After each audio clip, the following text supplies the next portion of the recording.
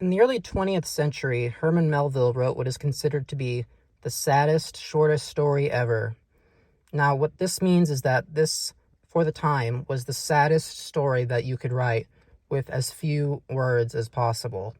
But now, 100 years later, linguistic technology has advanced to the point where we can condense sadness into a much smaller quantity of words.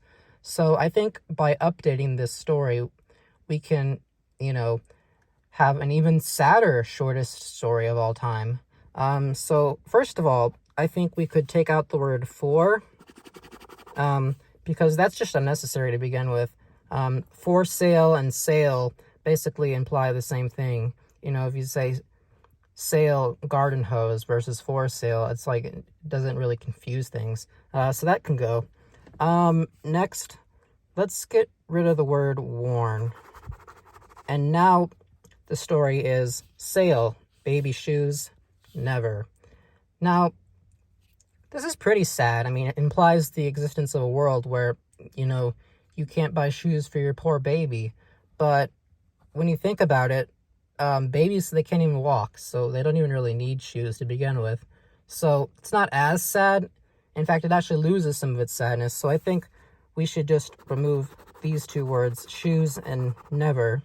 And although never is a sad word by itself, anyway, now what we're left with is sale, baby.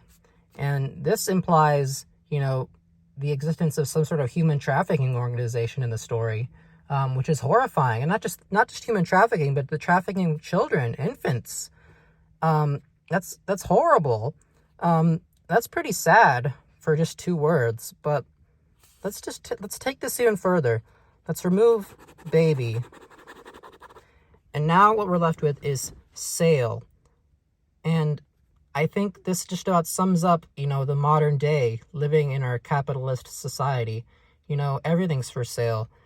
Food, water, shelter, healthcare. It's all got a price tag attached to it.